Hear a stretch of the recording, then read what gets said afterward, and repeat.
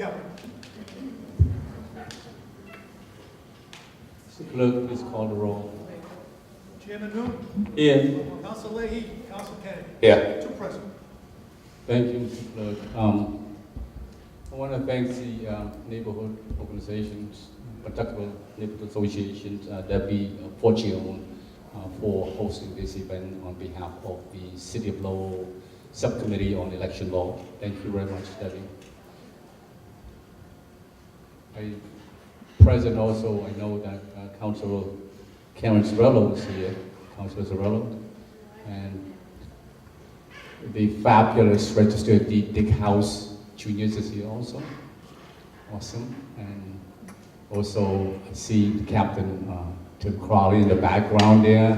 You know, Atkinson's, New Hampshire is very lucky to have you, Chief. Congratulations for the chief position. You know, the idea of us coming out here tonight, this is a third listening session on election law. Lowell listen on election. The important is that we come out here, learn or hear from people, input from people as to how do they feel about the current voting system. There's no right or wrong about it. We are not here to talking about the lawsuit, the pending litigation. That's not our job. We are here to listen to how you feel about the current voting system. So everyone here will have the opportunity to express themselves with it. We then will move into the next neighborhood group.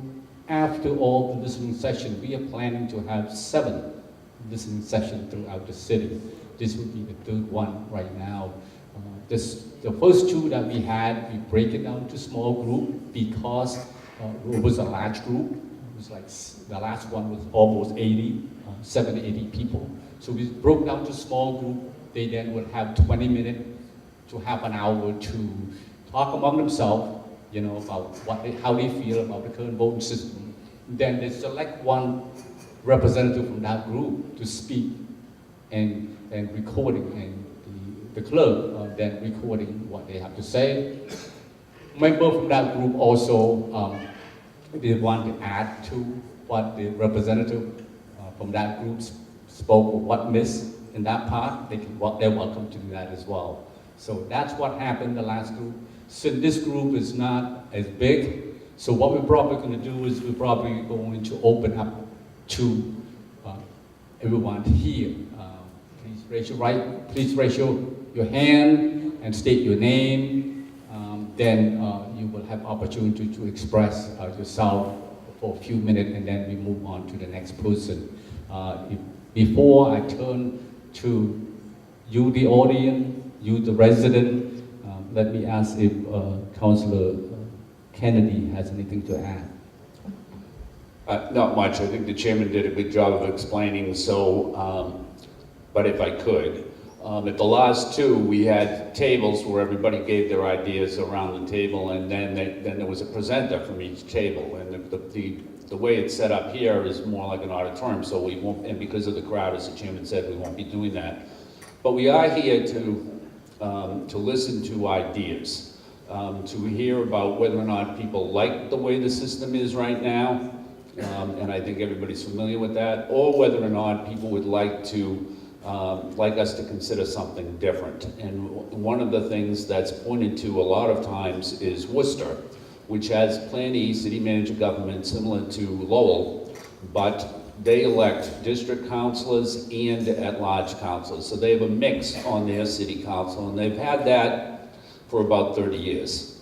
And there are other ideas that as well, or different ways of doing it. The way Cambridge does it is a little bit different than the way Lowell does it right now, but we're really here just to listen to your ideas or your thoughts, or if you are happy with the way the system is now, then I think that we'd like to hear that as well, too. Thank you. Thank you, Councilor Kennedy. So I'm going to open up to all of you. So if you have any comment, any input, raise your hand, and we go to you for, go ahead. Good evening. My name is Alan Saber. I live in Pawtucketville. Why don't you just explain, Councilor Kennedy, how put Worcester system into Lowell right now? We would have an area, like a Pawtucketville area councilor. Yes, so let me see, just to make it be really easy. I guess my question is, if we did, Yeah. how would we do it? How would it be different? How would that governing body be different than it is today? It wouldn't be so much different, except it would be like this. For instance, we could keep the same number of councils, so there'd be 9 councilors. But maybe, and I'm not sure that the population goes this way, but just geographically, let's say that there would be a district councilor that would be elected just from Pawtuckettville. And there would be a district councilor that would be elected just from Centerville. And then there would be one that would be, say, Belvedere and Sacred Heart, and another one for the Highlands Acre. So you'd have, say, 4 district councilors, and then you'd have 5 at-large councils, all right?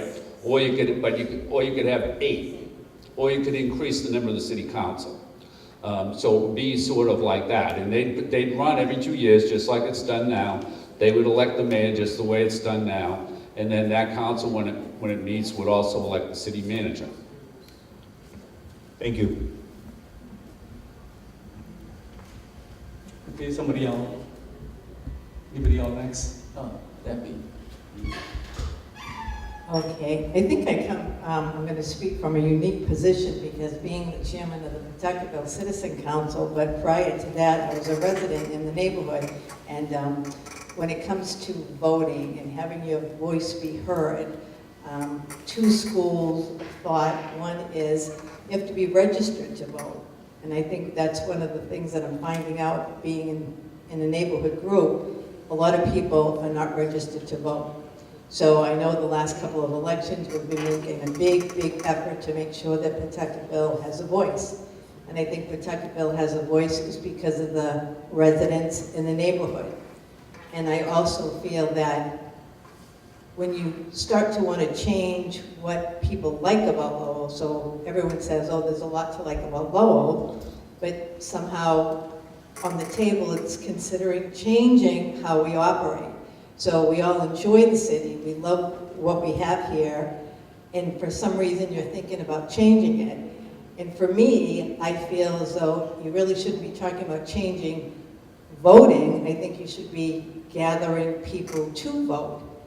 Having people know that they can just go and vote. And also, in a neighborhood, when they say it takes a village, well, it takes a neighborhood. So if your neighbors don't know each other, then you can't be a large voice. So I think a lot of this talking about changing voting is kind of missing the point, and I think there should be more outreach in the city and the neighborhoods to have the neighborhoods know that they have a voice, have people know each other, and when there's an issue, they're a voice, whether they like something or they don't like something. Now, one of the things I can just not take up all the time, but because I'm coming in with so much experience and knowing what's going on in Pawtuckettville, it is not easy to get organized. It's not easy to keep it organized. And sometimes you just don't feel like it. You don't feel like going out. You don't feel like going to a meeting. You don't feel like going to a board meeting. We've had some epic issues over here.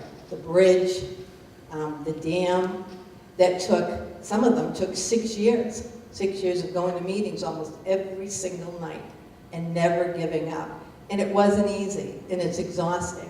So I think one of the things that, to get back to basics, is that if people want a voice, you have to be registered to vote.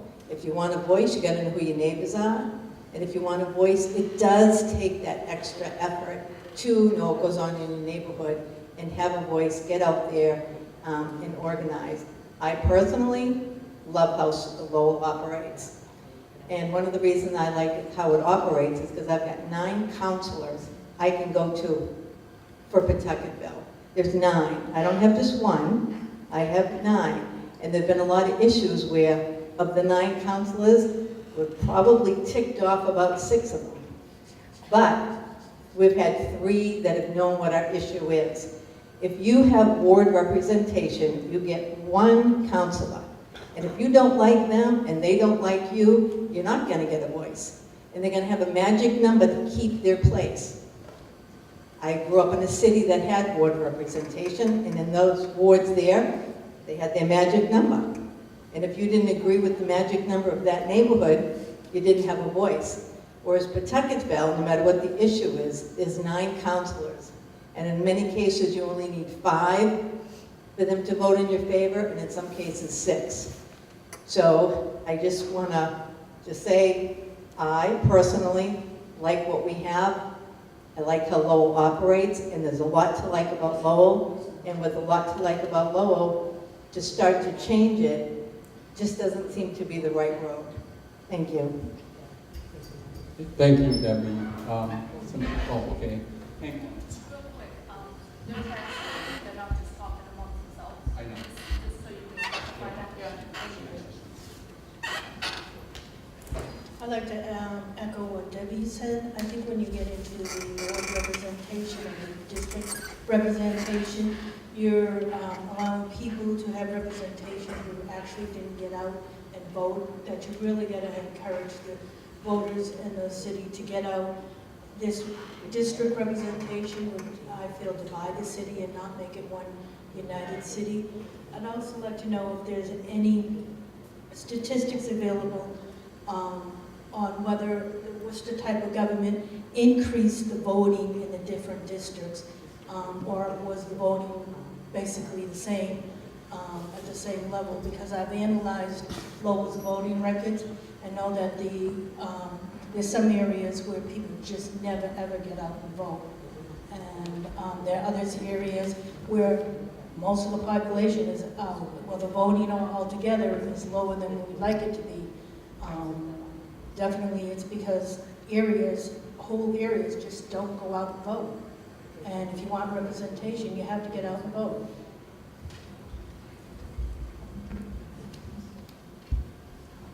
I think the data with regard to voter turnout, either Worcester or any other city or towns, I mean, at some point after the listening sessions, the city election department going to collect data of peer community, say Worcester, say Cambridge, say some of the other, after the input from the residents, the 7 neighborhoods that we are going into. That's where we get the data, and then that's where council as a whole, maybe the subcommittee staff first looked into it as to whether or not change needed. If so, what kind of change?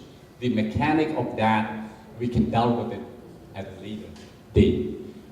Sooner, hopefully, not later. Nick? Oh, no. Oh, you didn't also. I think that's kind of like, oh, you do? Sorry. Hi, I'm Peter in Pawtucketville. So I'm kind of new to the debate, and this is the first time I've heard the term district representation. And I'm just wondering if under a system that's being proposed by us and modeling it after another city, if we had, one city councilor from Baker to Highlands, Belvedere, etc., that would limit the influence of any one area of town. I don't know that it would limit the influence of any one area of town. I don't really see it that way. I do see it as something that would hopefully represent that part of town in the city council. So, I don't know, I'm happy to hear more about, I'm sorry, ma'am, I forgot your name, but Deb, if you know more about district representation, but like I said, I'm new to the debate, and my understanding of it is that the debate is here because we'd like to have a city council that's more representative of the city. I used to work at a refugee resettlement agency, and I know that after 5 years, our clients are eligible for citizenship and then voting And your point is very well taken. When I was talking to my neighbors and people in Pawtuckaville during the Lowell High School debate, lots of people were eligible for citizenship, but they hadn't registered. They didn't know where to go. They thought they'd have to take time away from work, so there does need to be more outreach. Even among, an apartment complex where everyone knows everyone, that's a topic that's not discussed. And actually, one more thing I do want to bring up just briefly. The last election cycle, wherein new city councilors and current city councilors were sitting amongst each other and debating the issues, I was thrilled to see it, but they seemed to take place only in a couple of different areas. Like I attended one at Mill number 5, and then another, I can't remember if it was the senior center, but the one in Mill number 5 struck me especially as not reaching out to the kind of constituents, those underrepresented persons that we're trying to reach through this lawsuit. So I think that's something to think about. Mr. Chairman. Thank you very much. Councilor Kennedy. Yeah, can I just add, regarding Worcester, Worcester has had that mix of at-large and district councils for roughly about 30 years. I'm not sure whether or not it's increased the voter participation, but I do think that part of the irony of Worcester is that the minority candidates that have been elected in Worcester have been elected at large and not by the district. And that's just how it's turned out. And I think that's different than what everybody envisions would happen here. But I do think that Worcester is comparable to Lowell in many respects, but mostly because it has planning government like Lowell does. It's a little bit bigger, but not so much bigger. But I think the important thing is that it has the same type of government. Anybody else? Dick?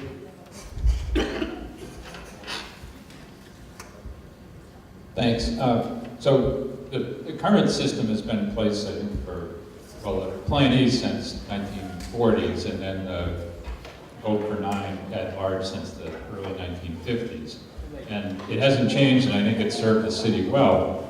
But the thing that troubles me is that in a presidential election, 35,000 people in the city vote.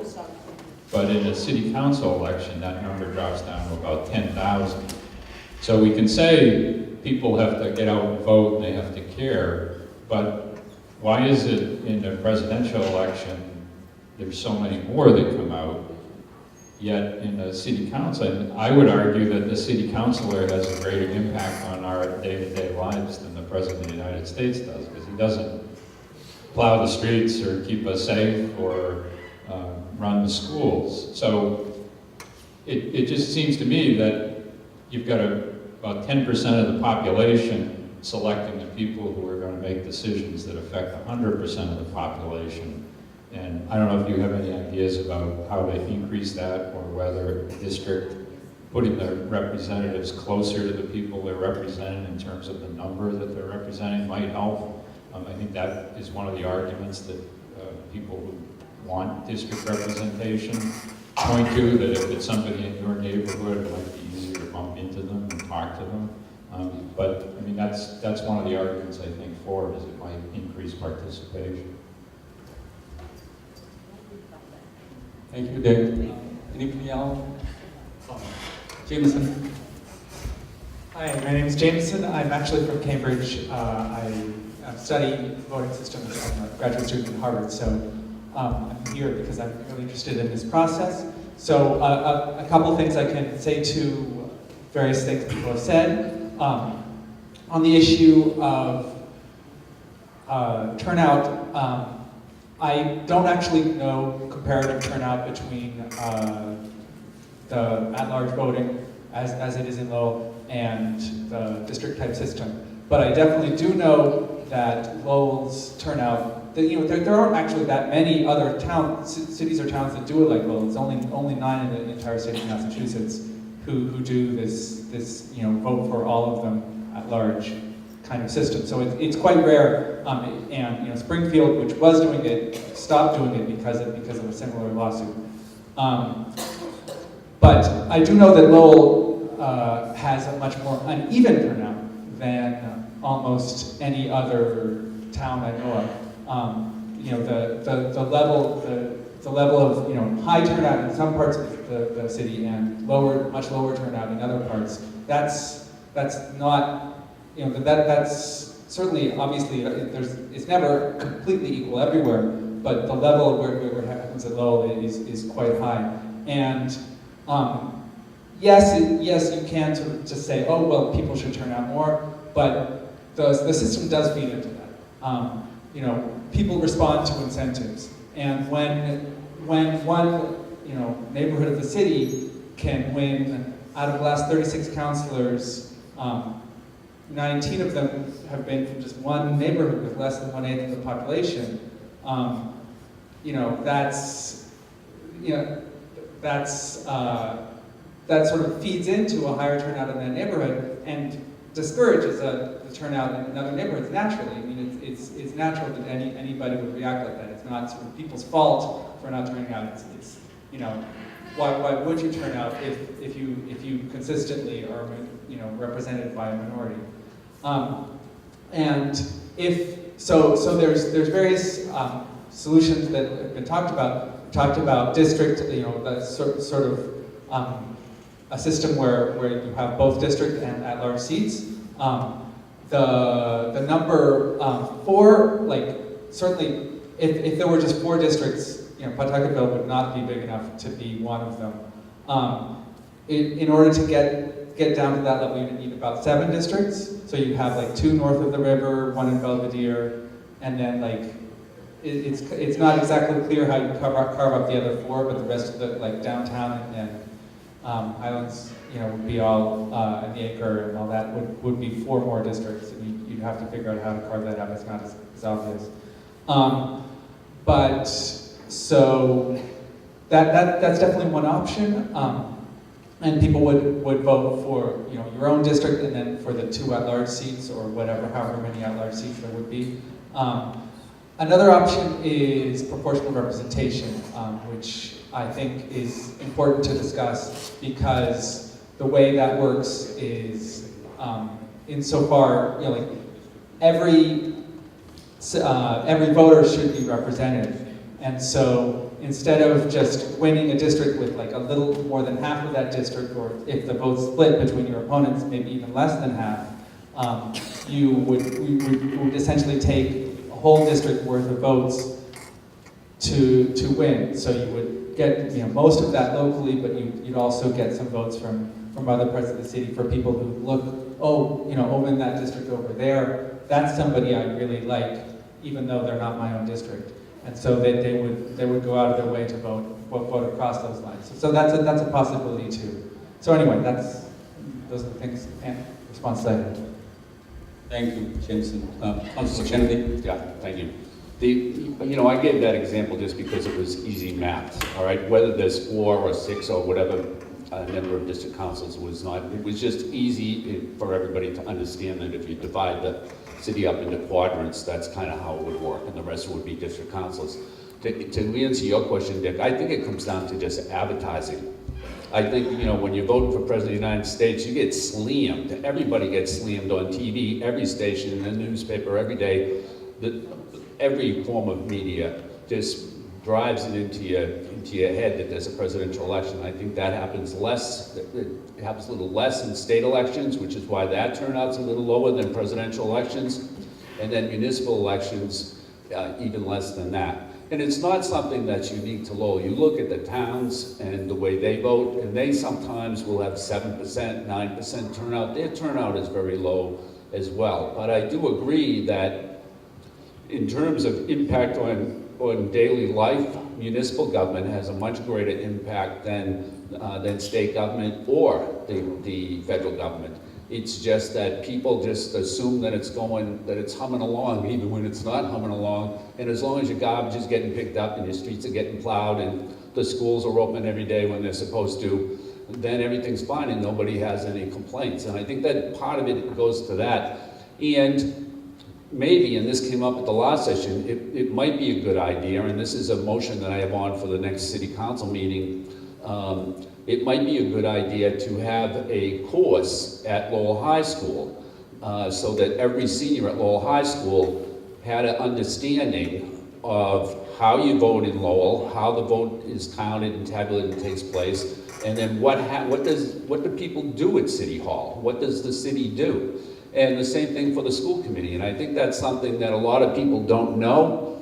And I've had discussions with people who have said, well, we just want to build up voter turnout, but I would suggest that you really don't want to do that. You don't want to send people that are totally uninformed, that don't know anything about any of the candidates, in to vote when they've got 9 votes, because they could make 9 wrong decisions. And I think that can be a bad thing. So it's important that voters be informed. You know, the newspaper that we have today in Lowell is not the same as the newspaper we had 30 years ago or even 20 years ago. But, you know, voter education is something that we could all do a better job at, not just in Lowell, but across the board. Every town could do a better job than what they do. Well, thank you, Councilor Kennedy. Councilor Zero. Hi, yes, thank you. City Councilor Karen Cirillo. I just want to piggyback on what Councilor Kennedy said, because if we do have this program in the high school with our students, our seniors, what they'll do is they will talk about it to their parents, and then their parents will talk about it to their neighbors, and then their neighbors will talk about it to their community. So it's kind of got this this wonderful spider web effect. And I think that it's really important, because then the students are speaking more, they're learning, and they're taking what they've learned into their families, into the communities. So I am supporting Councilor Kennedy in his motion. So thank you. I just wanted to piggyback on that and say it does have a wonderful snowball effect. Thank you. Thank you, Councilor Cirillo. Yes, sir. Do you have anything to add? I have. Okay. No, one thing in picture, I have better.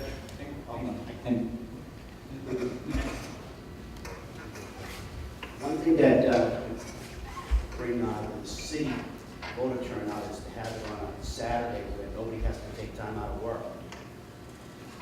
That would be one way, because I used to work with polls on the city stuff, nobody comes out. You're lucky if you get 1,000 people in a 3,000, registered voters.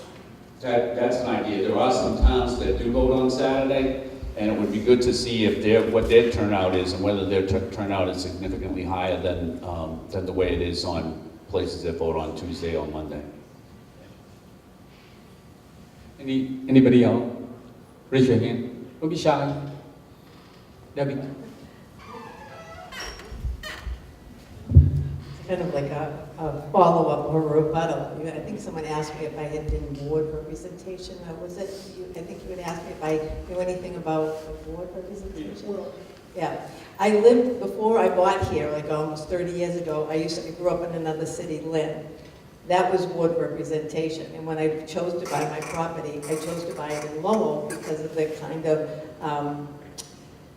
the way the communities were set up. Because in Lynn, you got a ward boss, because once that person got in and started to befriend the district and done their job with a lot of people, that person had the job forever. You never got them out. And so what happened to Lynn was always behind Lowell. Lynn didn't make the progress Lowell did as we did, because it was so territorial. So you'd have different neighborhoods, each neighborhood having their own issue, but then when it came to big issues, you couldn't get anyone to have a consensus.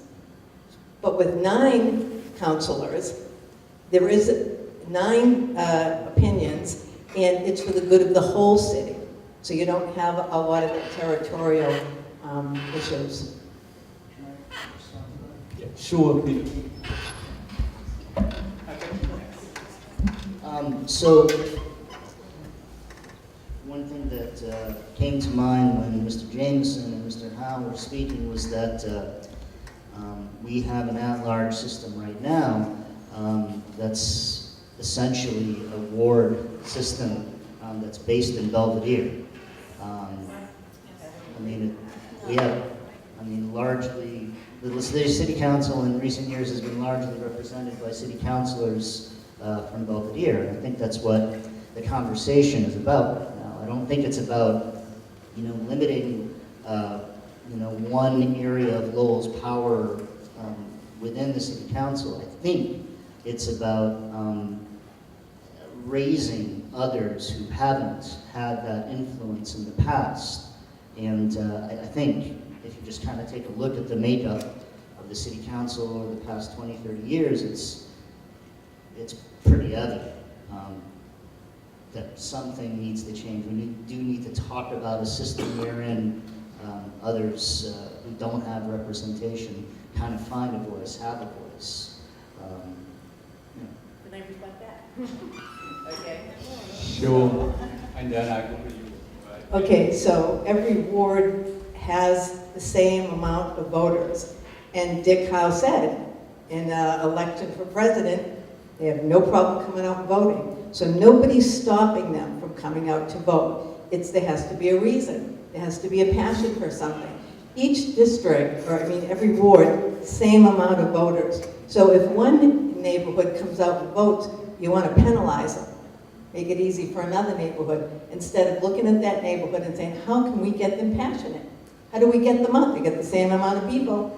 It's up to the city to find a way to make it so that the neighborhoods feel passionate about wanting to vote for themselves. So it's not that we're stopping anybody from it. Equal amount in each neighborhood. They come out for presidential elections. Nobody's stopping anybody from voting. Can I just say one more thing? Thank you, David. Can I come back to you on that? Right, so I'm going to go to this young lady here.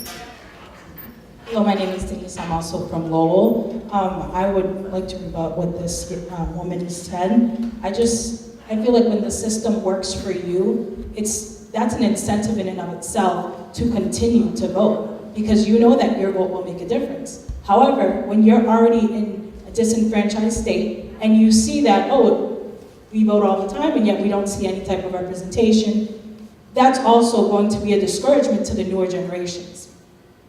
Also, if you're a city councilor from Belvedere, for example, that's an incentive for you, because the way you know that they vote, to only really care about the issues of Belvedere, because you know that they vote. So why go to the Acre? Why go to Belvedere? And so while you may say you care about all of the issues of Lowell, and I don't disagree with that, however, the incentive will be to really think about your constituents in Belvedere.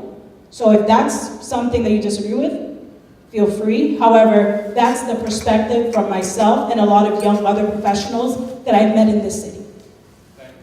Thank you. Could you name for me?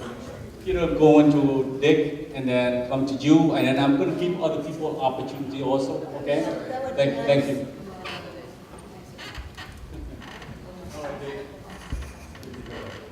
I want to clarify that the precinct boundaries are set not on an equal number of voters, but an equal number of people.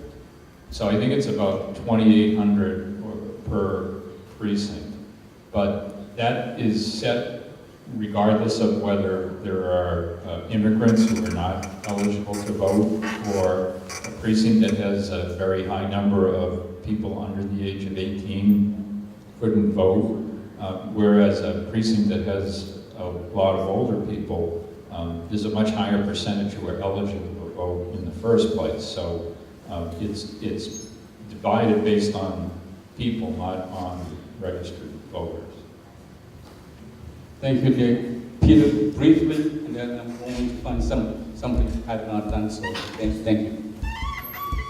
Just very briefly. I think if you took a proportion of people who voted in the local elections versus the national elections, the presidentials, you'd probably find that 30% increase still falls among those areas of Lowell that vote most highly in the local elections as well. In other words, the same people are still voting, but they're just voting in larger numbers, the same areas of town. And yeah, so that's all. Thank you, Peter. Somebody else? Anybody else? You don't be shy. Okay, here you go. You look back there.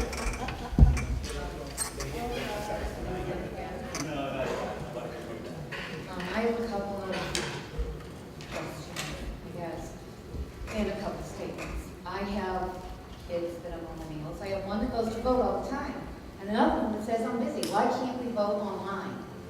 We do everything else online, why can't we vote online? If I had a chance to vote online, I would.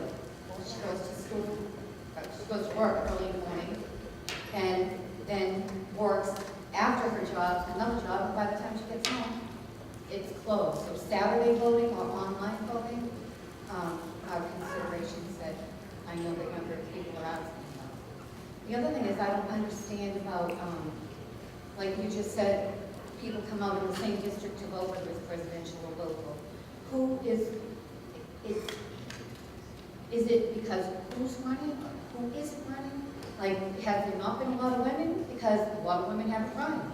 Has there not been a lot of minorities? Because a lot of minorities haven't run. Where does that fit into the process? And how do you figure who's going to be your district person?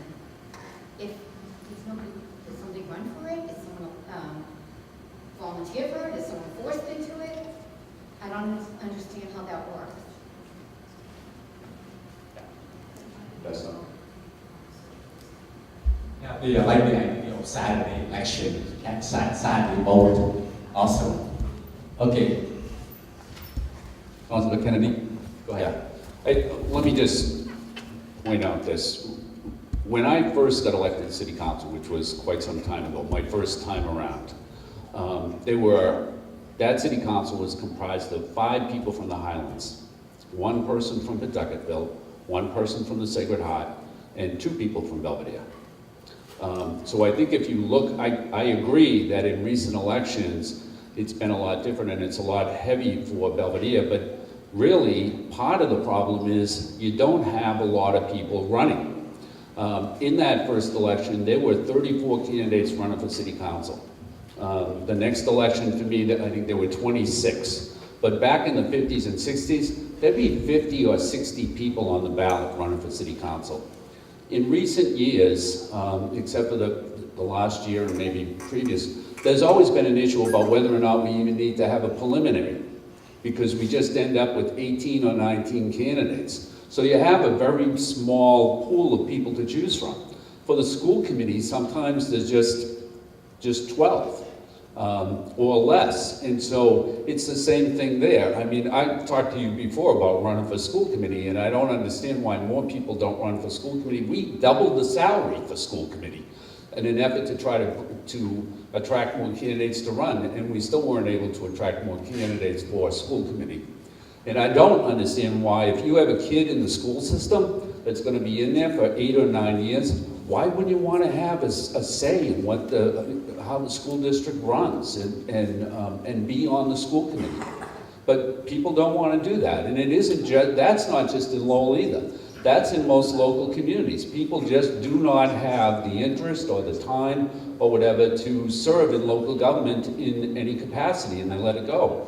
And so you have apathy, and that's a big part of the problem, I think. And the reason that we're having part of this discussion now is that there is quite a bit of apathy. And you've got another example that I'd point out is in the last election, there were 3 candidates from Centerville that ran. Now, Centerville is a community that probably says, well, we don't have any representation, we don't have anybody on the city council, but they had 3 candidates. And only one of their 3 candidates won. So when they went out to vote, they voted for other people. They didn't vote for their 3 candidates that were right in their neighborhood. They voted for other people instead. And maybe some of those people were Belvedere, but you have to ask yourself, why did the people in Centerville support the 3 people that were running? Why did they prefer candidates from the Highlands or from Belvedere or from Pawtucketville instead of the candidates that they had? And why was just one rather than all 3? Maybe they weren't going to win election, but why didn't all 3 finish 1, 2, and 3 in Centerville? Thank you, Councilor Kennedy. Alan. Correct me if I'm wrong, on the ballot, it has an address, correct? Yes. I gotta be perfectly honest with you, if I understood you correctly, I don't even look at that.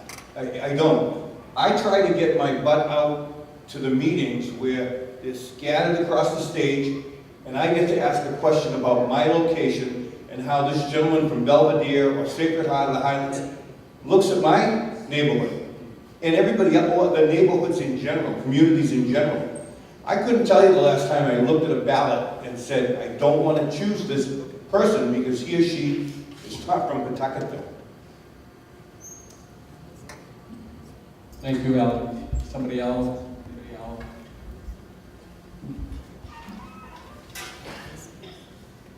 Denise.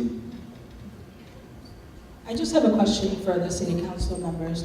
So, for instance, there's some areas where we know that maybe English is not the first language. Is there any way to offer some type of either translation or something like that so that people who may not know about things that are going on in the city, such as city council meetings or something like that, they're able to be understood, they're able to understand what's going on in their city? Also, it depends where these places are. I get out of work, for instance, at 6:30, right? I'm a professional, I work full-time. So sometimes it's difficult to go all the way across town in order to do something, right? So where are these meetings that are happening? Where are they occurring if they're going out into the city? So for instance, if there's one in Centerville, I live pretty close to Chelmsford, so it would be very difficult for me to get there at 6:30. So what is the outreach that the city council is, having where they're saying, oh, let's go out into the Acre, let's go out into Spaghettiville, let's go out into all these other areas in order to attract those other voters? Because if, for instance, if it's only held in Belvedere, it's only held City Hall, that may be difficult for some people. So what is the outreach happening there? And what is also the outreach happening for people who are not first language, English speakers? Thank you, Denise. The last two actually listening session, one at CBA, hosted by CBA, also co-hosted. We do have interpreter there, Spanish interpreters, as well as Khmer interpreters. And the previous one, the last one at CMA, we do have the Khmer interpreter. Just correct, you are right, Denise. We could have done a better job, and we should do a better job going forward with the council meeting. If we can do it afterward, in Khmer or in Spanish, it will be awesome. And that is something that, certainly we can make suggestions to the managers and to see if we can, get grant or do something about it and get that so that the community understand what takes place at the council meeting. So I'll take your point and we'll work on it. But we do have a 3 or 4 listening sessions set up. The next one is going to be on the 13th at Sullivan School, the Belvedere. The other 3 is going to be in the downtown and the Centerville as well as the South Lowell. Those will be, we will set it up and we'll make sure work with CBA and election office to have interpreter both Khmer and Spanish there the next 4 meetings so that to get input from all of the residents so that a resident understand what we're trying to do, which is listening to getting your input. All right? So I see Denise over here one. Okay, good. Mr. Chairman. Thank you. Councilor, thank you. Are you talking about these meetings that we're having now to do this, or are you talking about the forums that we have during the election season? Yes, during the election season. Okay. Those forums are not put together by the city council. And I would think that anybody that's a challenger for city council would not want the city councils putting those forums together. They are put together by the different neighborhood groups. So for instance, there's one here,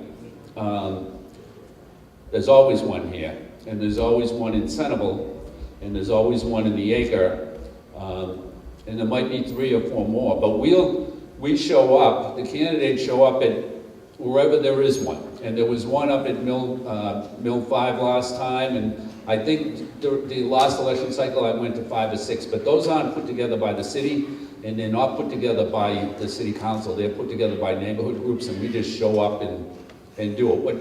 What does make it difficult is that there are 18 people that run for city council, so everybody gets like a 2-minute opening statement, they get a 1-minute closing statement or something, and they may get 1 question, and that takes a couple of hours.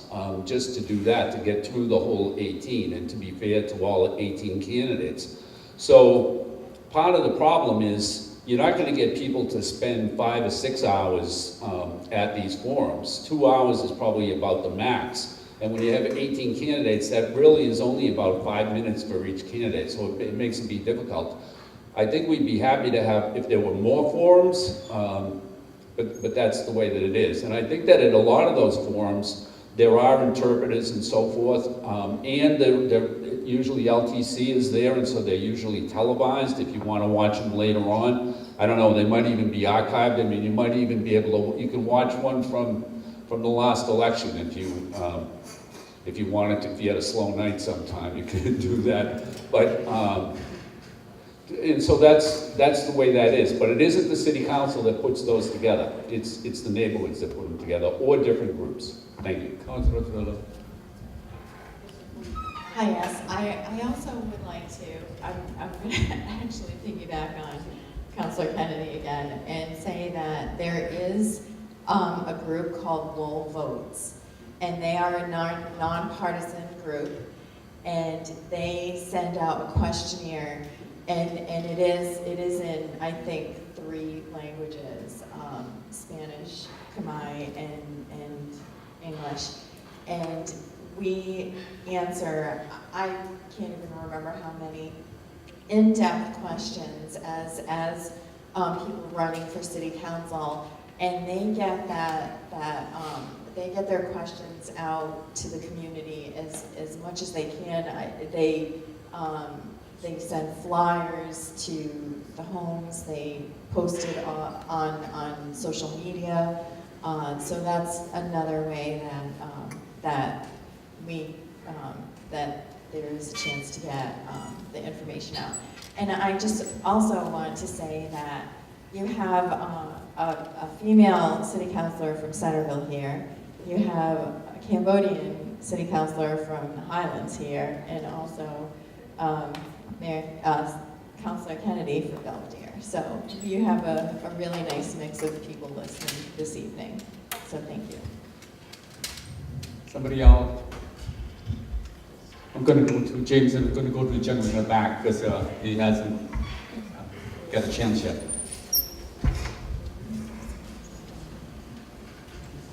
Good evening. My name is Pastor Juan Castaneda for Chorcino Kings, and I'm very deep in this because we're talking about the people don't vote, the people don't get involved, but you know what? Because they don't know the system. They don't know how it works. And the ones who know says, why get involved if you're not going to change? The system works for them. It's wasting my time, wasting everything, so they're motivated about that. When we look about the history of Lowell, we see the French people who come, the Irish people, the Italian, they work hard for the city, and we are blessed for it. So, for new generations, my kids, I want to help them too. That way they can have an equal city. That way they have the chances that those people give you. You see? So we want that. So why we don't work and not put too much steps? Let's say, okay, let's do it. Let's give the chance to everybody and let's work together. You want to see people, we can get this back for people, because as soon as they know how the system works, they will come and fill this place and say, oh, we want the chance. And that's what I want you, please, to be open for the new generations, like the lady says. It's many kids who want to work for the city. Like all of us, when I come to this country, my mom told me how they work. Okay, I work, I go to school, and now I'm working for the city. People like me, I know is there, many people, but they don't know how the system works. Everything works for you and for, I don't know, but I think it's time for change. Thank you very much. Bless you. Thank you. Somebody else? All right.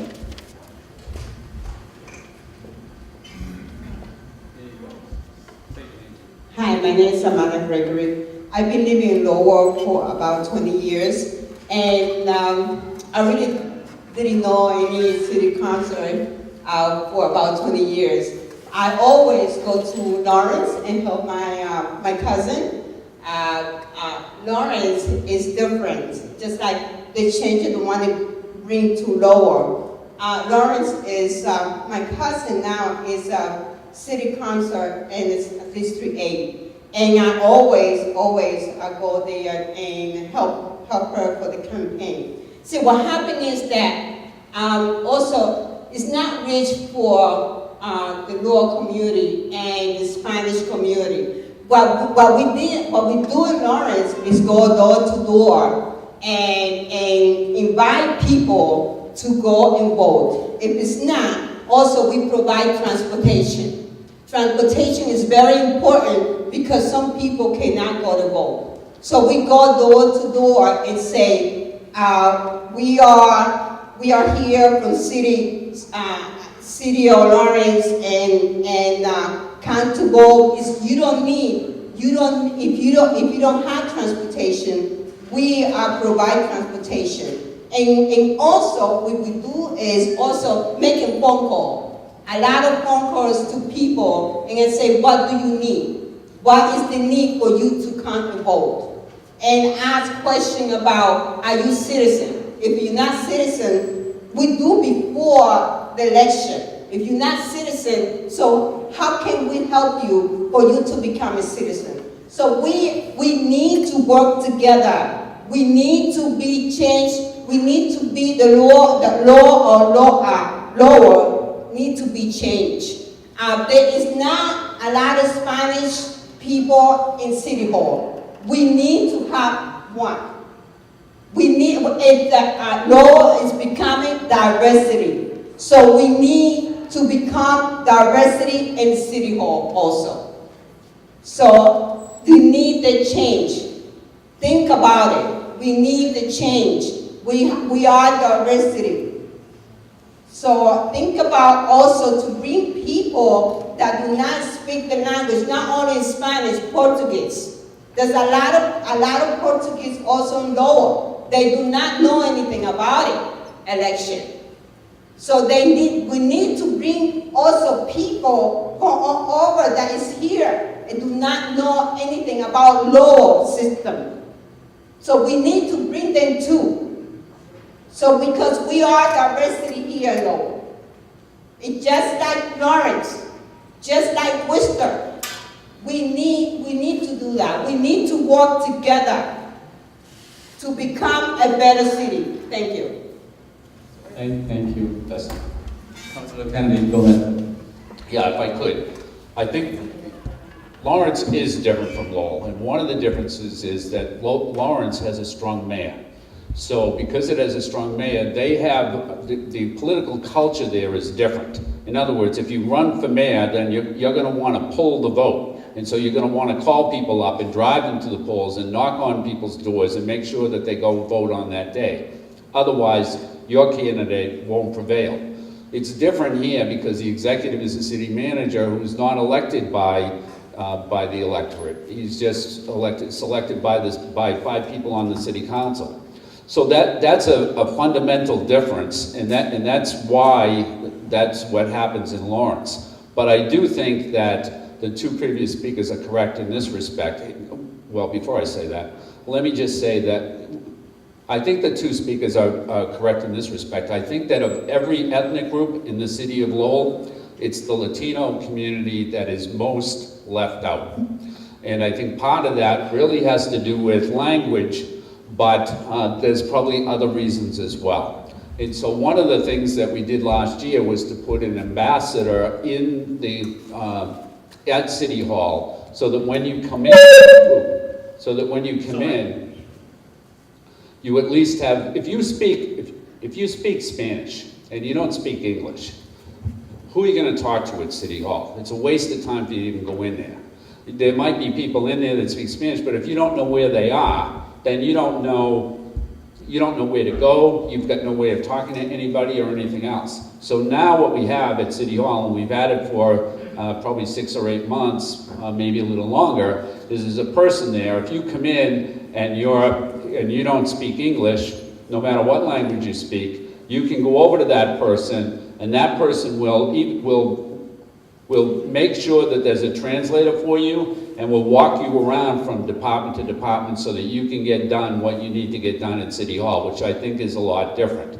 But in terms of getting people to vote, I think it would be great if we could have a meeting with a packed hall of the Latino community just to talk to them about getting involved and being registered and voting. It's, the 7 city councils come from Belvedere. And however, and I'm one of them, but a vote in the acre or a vote in Centerville has the same value to me that a vote in Pawtucketville or Belvedere has. Same value. It's the same thing. So wherever I can get my votes, and you maybe need to do well in Belvedere to win, but you can't win with Belvedere alone. You really have to have support across the city. And part of that support should come from the Latino community. They should be involved, and the Portuguese community as well. You know, for the Portuguese community, part of it is a language problem, but also I suspect that part of it is almost like a citizenship thing, where there's a lot of people that come here for a good amount of time, and then they go back when they retire or at a certain amount of time. And so it's a little bit, that's a little bit different, but both of those communities could be a lot more involved than what they are right now. And I think this subcommittee would be interested in any ideas that would make that happen. Thank you. Thank you, Councilor Kennedy. We're going to take a couple more questions. The question now is going to be Reverend David. My name is David Bergoa. I am pastor of the Union Spanish Christian Church. The church is located in Pignell Street, 41 in the street, Centerville. And I live in Hyatt. I live there. Since I'm here, around 12 years ago, pastoring in that church, and I decided to live in Lowell. I try to involve the commerce of the church to the community and the election process. But I have struggled on the way because they don't know who is represented there. And that story repeated year after year. Believe me, I can prove you, if I can take a video, something like that, the people talking to me, asking me, Pastor, for who I have to go. I don't know, even though I don't know for who. So I believe me, myself, when I go to vote, I pray, and I say, let me choose whatever it is in the list. And I am telling the truth. So the only person that I know is with the governor or with this guy, for the president, something like that, or the person is running for the White House or something like that. But I think it's the moment, and I want to know why. That's I want to ask.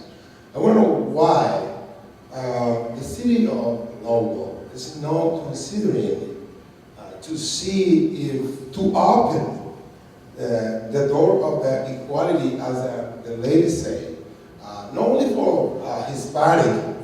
No. We have different communities here. So why the city of Lowell is not open the door to have the people involved in this process? And if we want to see more numbers, so the only way is to open the door. Why the city of Lowell is not open the door? That's my question. Thank you. Anybody else? One more? Okay. Come over here then. Here you go. One more thing, please, sir. We're ready to do changes in the community. We're working with them. It's like when, like you said, in our congregations, most of the people is Spanish, but our kids are from here. They speak English. So we have to do changes in the congregations, and we're doing it. We're doing it in English now, because we have to. This is America. We understand that. We come from the country, but we know if we want to get higher, we want to go to different places, the new generations need to understand how the systems work and everything do. We're doing the changes, so that's why we want the city to help. Not us, maybe we don't want to enjoy it. Maybe because you know the adults, we have some strongholds that we can deal with it, but the new generations will be able to get in better position than we are now. So that's what we're trying to do. We're doing it for the future. For the new generation, we want them to run equal, like I said earlier. Thank you, God bless you. Thank you, Councilor Lowell. Anybody else? I don't forget you, Jane, but hang on a minute. Quick, okay? Sorry. On a positive note, last year they had these like booklets, right? That I don't know if it was Lowell votes that have these questions and answers. Those were by far the most helpful piece, and I commend whomever does that, because even speaking to my parents, speaking to other congregants in the church that I go to, that was one of the most helpful pieces of information that they can have. And the fact that, like I just heard, it's available in Spanish is amazing. If there was a way to just expand that so that can be passed out, that would be amazing, because I think that would answer a lot of the questions that people have when they want to vote. Thank you, Denise. You know, could I just... Go ahead. You know what would be a good idea is for your congregation, your church, to run a candidates night next time and have it be in Spanish. And Great idea. Jameson. So two quick things. One on the point of the candidate forums. If there were a district system or a board system, you could have smaller candidate forums in different areas of the city, so that it wouldn't be so pressed for time, and there might be an opportunity to do translation at that kind of event, because you would, instead of having one, or 4 with 18 people, you could have, one with 6 people each, or whatever. Second, the system that we have in Cambridge, the proportional representation system, it used to be the system here in Lowell as well before 1957 when they switched over. And when that switchover happened, the letters in the newspaper were specifically saying we don't want people to be winning on the basis of being Lithuanian or Greek or Jewish. They were specifically saying we want majority rules, and we want sort of to take back the power. And that was actually the argument that was made in order to change the system. So it's not neutral that the system is the way it is. It has a history there. Thank you, Jameson. Last question, last comment from Kathy. Last person tonight. Well, I didn't think my question was answered from before. Number one, who decides who these people are and how they run and how are they chosen if they're not running for city council, if they're running for that other seat? And the other thing I want to say is to everyone who is saying why hasn't Lowell reached out, whatever, every neighborhood has groups like this, and you can find information on that. Join our group here in Pawtuckaville. We're very active, and we meet every month. We're off during the summer, but every neighborhood has that. I had a great-grandfather that was Irish and was a ward counselor back then, my great-grandfather. And I also had grandparents who were Portuguese that didn't speak English when they came here. And the Irish need not apply, So every generation of immigrants that have come here have gone through that. So Lowell has been diverse for a long time, and we do understand what's going on, because a lot of us are first or second generation also. But my main question is, could we do it online, and how do we choose who these people are? Choose who these people are in terms of the district, you mean? The district. The district. The district one. Well, the district, assuming that we do, If you did that. assuming that we do district and at large. The district that you run is if you run for the district in the acre. No, if somebody live in the acre, run for the acre, they just campaign in that acre neighborhood. But what if nobody's running? That's my concern is that what if nobody's running? Right? Go ahead. I mean, right now you represent everybody. But Right. If you get somebody that lives somewhere and won't run, there's nobody in the acre that's running for that district thing, then what do you do? Okay, so it would be like this. Right now, if you want to run for city council, you have to go out, get 50 signatures, they put you on the ballot. So in other words, if you lived in Pawtuckaville and say Pawtuckaville had a district councilor, then you would go and pull out nomination papers and you would make a decision about whether or not you wanted to run at large throughout the city or whether or not you just wanted to run in your district. And so it would kind of go like that. And so you'd have, I think the example I gave was 4 district councilors, and then you'd have 5 at-large councilors, or any arrangement like that.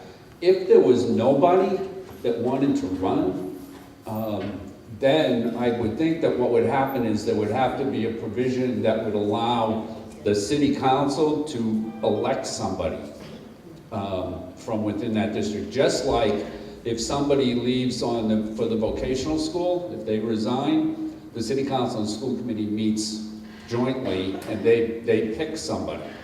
And it can be anybody at all. If we got to a point where there was nobody in the whole district that was willing to serve, we'd be in dire straits at that point. That would be really bad, I would think. And I can't even imagine that happening, but that's kind of how that would run if it went that way, I think. I too believe that it would be highly unlikely that no one from those districts want to put their name on, really. But we're not getting there yet. We're just here to get your input. People talking about district representation, people talking about proportional and all that. We are not there yet. Like I said earlier, that the mechanic of that, we delve into it at a later time. So Councilor Zarello first, and then Hi, yes, I also want to say that when we run for city council, we want to be at these debates because we want the people to know us and we want to get to know all of you. So we go out to all the debates. So if we have more debates to go to at churches or where have you, that all of a sudden, a church would like to have a debate, we will show up. We will be there to answer your questions because we want to get to know the community and we want the community to know us. So, thank you. Thank you, Debbie. I just wanted to, Dick, do you remember, I don't know how many years ago, was it Lowell 1 came to the city? What year was that? When they wanted to do district representation? About 97, 96. Okay, 97, 96. And a group came in, was Lowell 1, and they tried to do district representation. 2009. 2009? Okay. And it didn't go. They didn't get enough on the ballot, correct? I think it was a non-binding referendum seeking proportional representation. And what happened? It failed. It failed. So we did do this dialogue before, we did do this exercise before, we have been engaged in it before, and in the city in 2000, what year was it? 9. It did not,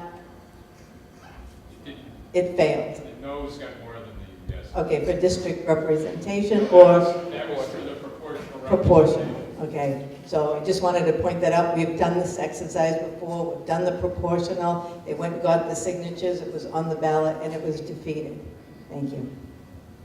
Okay, I'm going to last question, last comment again.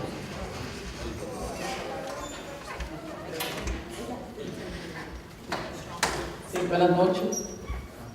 Good evening. Yo ya me he oído todo lo que hemos hablado aquí, ¿verdad? Todas las inquietudes de todos. I've been listening to everything we've been saying here, and I've listened to everything that's been said. Pero nosotros los que llevamos muchos años aquí en este pueblo sabemos lo que necesitamos. But we who have lived here in this town for many years know what we need. Ha sido difícil las personas que no sabemos el idioma, que hemos llegado al City Hall y no ha habido ni una persona que nos pueda atender porque no hay el interés de que pongan una persona que hable nuestro idioma. It's been difficult for us who don't speak the language to come to City Hall. There's not even one person who can talk to us because there's no interest in having somebody there for us. No es algo de un año, ni 2, ni 3, ni 20. Llevo 24 años en este pueblo. I haven't been here for 1 year, nor 2, nor 3, nor 20. I've been 24 years here in this town. Siempre hemos querido trabajar, soy pastora, junto a mi esposo aquí. Hemos siempre querido trabajar con la ciudad y presentarnos al CIRO ha sido muy difícil, ha sido como una pared muy difícil. I've always wanted to work here. I'm a pastor like my husband, with my husband, and I've always tried to be working, and it's very hard. It's like a wall. You know, it's hard to break through. Trabajamos hace 20 años en la comunidad y 99% de los representantes aquí nosotros no los conocemos. For the 20 years I've been here, the 99% of the representatives, we don't know them. A ninguno. Not one of them. Sin embargo, somos los que limpiamos las calles aquí de los homeless, 99% blancos, los que nosotros les damos comida, ropa y muchas veces le hemos tenido que dar techo. Nevertheless, we're the ones here working, washing, cleaning the streets. Where we wash, we give food, we give clothing, sometimes even housing to the people because we're here working. Y el 99% de las personas son blancas y no los discriminamos. And 99% of the people we're working for are white, and we don't discriminate. Y créame, vamos a trabajar con la nueva generación. Vamos para adelante y esto créame que va a cambiar. And we are going to work with the next generation. We're looking forward, and believe me, this is all going to change. Gracias. Thank you. Thank you all very much. And I want to thank the Pawtuckaville Neighborhood Association that we brought you on. Let me just wrap this up by saying that we all in this room and in the city of Lowell agree that Lowell is a city of immigrants, right? Diversity is Lowell's greatest strength, right? That really doesn't reflect in the workforce, the city. I've been filing motions and trying to making sure that happens. So we're working on it. As a city, we're working on it. We have the new city managers who are very sensitive to it. Let me just give you a quote of a lady who is a diversity advocate. Her name is Vanna Meyer. She said, diversity is like being invited to a party, right? Inclusion is being asked to dance. And that part that we all been waiting for as a city, let's embrace that diversity. I hope that more people will show up at the next listening session and the next one. I hope that at the end of the day, we have a city, a community that we can be really, really proud of. So thank you all very much.